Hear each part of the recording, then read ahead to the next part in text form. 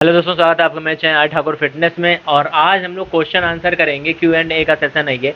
और बहुत ज़्यादा क्वेश्चन तो मैं नहीं लूँगा, लेकिन एक दो क्वेश्चन लूँगा मैं, और उसके बाद आप इस वीडियो में और भी क्वेश्चन पूछ सकते हो मुझसे, जो भी क्वेश्चन आपको पूछने हो तो। ठीक है, तो चलिए अब हमारे साथ आज हैं अंजलि सिंह, और ये पूछेंगे क्वेश्चन और फिर मैं रिप्लाई दूंगा उसका। तो क्वेश्चन आया है कि कुलदीप सिंह का स्टैना और एनवर की टैबलेट लेने के बाद एचसीजी कितना लेना है।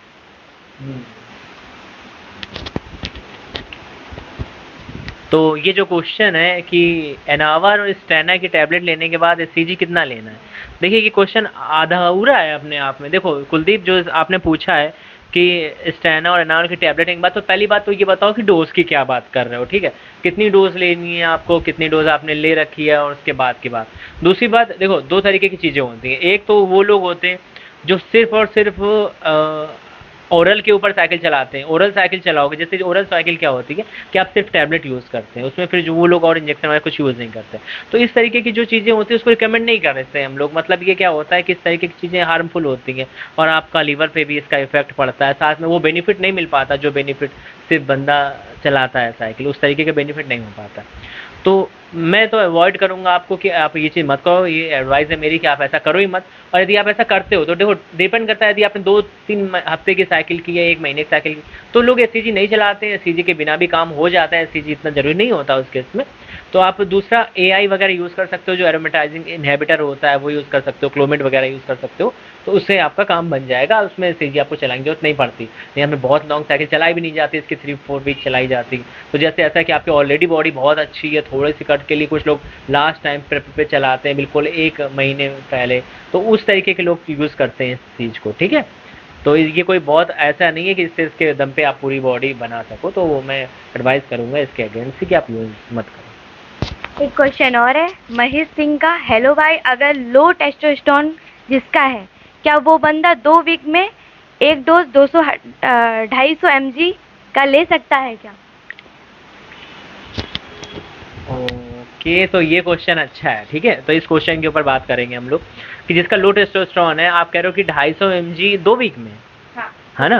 तो 2 वीक में 250 mg, तो ये बिल्कुल सही। तो देखो टीआरटी डोज यही होती है 250 mg की, कि 2 वीक में एक बार 250 mg ली जाती है। लेकिन मैं इसके अगेंस्ट बोलूंगा। देखो पहली बात तो आप अपने आप से लो नहीं। ठीक है, आपको कैसे पता कि आपका लो है? आपने ब्लड टेस्ट कराया है, ठीक। जब ब्लड टेस्ट आपने कराया है तो वो डॉक्टर आपको प्रिस्क्राइब करेगा, तो उसके अकॉर्डिंग काम करो आप। तो होता क्या, मैं थोड़ा बताना चाहता हूँ कि लो टेस्टोस्टेरोन क्या होता है कि एक कई बार क्या होता है, एक एज के बाद, जैसे 30 के बाद जो लोग होते हैं, लड़के होते हैं, तो उनमें टेस्टोस्टेरोन बनना कम होने लगता है। जैसे जैसे एज होती जाती है वैसे टेस्टोस्टेरोन बनना कम हो जाता है। तो इस तरीके का जब भी होता है तो वो लोग यूज़ करते हैं, बाहर से टेस्टोस्टेरोन लेते हैं, ताकि वो जो यंग फैक्टर है उनका वो रहे, बरकरार रहे, उनका टेस्टोस्टेरोन हार्मोन्स मेंटेन रहे। लेकिन कई बार क्या होता है, कई वजहों से स्टेरॉइड वगैरह यूज़ करने से लड़कों में हार्मोन्स के लेवल आजकल कम होने लगा है। खान पान भी अच्छा नहीं है, आप सो नहीं पाते हो, ये बहुत और वजह हो सकती है जिससे आपका हार्मोन्स लेवल कम है। कम एज में ही कम हो जाता है। आजकल लोगों के 24-25 साल के लड़कों के भी कम हो रहा है, ऐसा हो रहा है। तो यदि इस तरीके की कोई भी वजह है, एक्स वाई जेड जो भी वजह है, आप पहले वजह पता करने की कोशिश करो। यदि आपको पता चलता है आप सो नहीं पा रहे हो ठीक से, ठीक है, तो आप पहले अपना नींद प्रॉपर लो उसकी, है ना।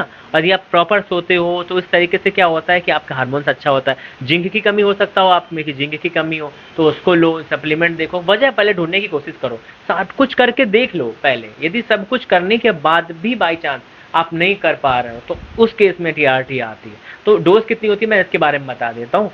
तो ऐसा है, जैसे आपने पूछा 250 mg 2 वीक में एक बार, तो 2 वीक में एक बार ना लेके ऐसा कर दो कि वो 125 mg करके उसको स्प्लिट कर लो। ठीक है, वैसे डॉक्टर लोग इसी तरीके से देते हैं कि एक बार एक इंजेक्शन लगाया और फिर 2 हफ्ते बाद लगाया। लेकिन होता क्या, देखो इसमें क्या होता है कि जो हमारा हार्मोन्स है वो ऐसे आप पहले लगाओगे तो पहले वो बिल्कुल पीक में आएगा 2 दिन, उसके बाद वो धीरे धीरे डिक्लाइन होने लगता है। तो 2 हफ्ते आते आते वो बहुत नीचे चला जाता है उसका ग्राफ। फिर आपने लगा, फिर एकदम से ऊपर उठा, फिर नीचे हो। तो इस तरीके का ग्राफ बहुत ज़्यादा अप डाउन होता है। आपकी बॉडी में टेस्टोस्टेरोन का लेवल पहले बहुत बढ़ जाता है, फिर वो 2 हफ्ते तक नीचे नीचे काफ़ी नीचे आ जाता है, फिर वो बढ़ता है, फिर वो नीचे।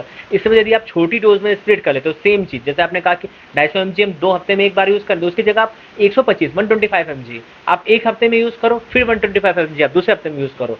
क्वांटिटी तो वही हो गई, लेकिन आपने उसको क्या किया, उसको डिवाइड कर दिया, उसको आपने अलग अलग यूज़ कर लिया। तो इससे क्या होता है कि उसका इफेक्ट जो है वो लॉन्ग टर्म तक अच्छा रहता है, वो आपकी बॉडी के लिए बेनिफिशियल होता है, आपकी बॉडी पे स्ट्रेस भी नहीं पड़ती उससे, तो वो अच्छा रहता है। तो मैं रिकमेंड करूँगा कि यदि बाई चांस पहले आप तो यूज़ करके देखो, नेचुरल चीज़ों से यदि नहीं आ पाता किसी भी तरीके से, हो सकता है आपको कोलेस्ट्रॉल भी जिसके बहुत कम होता है, क्योंकि कोलेस्ट्रॉल लोग बैड समझते हैं, लेकिन कोलेस्ट्रॉल से भी, विटामिन डी की कमी से भी हो सकता है विटामिन डी की आपकी बॉडी में कमी हो, उस वजह से भी टेस्टोस्टेरोन बॉडी ना बना पा रही, बहुत सारे फैक्टर होते हैं, ठीक है। तो उन सब फैक्टरों को पहले ट्रीट करो, हो सकता है कि आपका उसी से ट्रीट हो जाए, यदि तब भी ना ट्रीट हो पाए तो आप इस तरीके का काम कर सकते हो, ठीक है।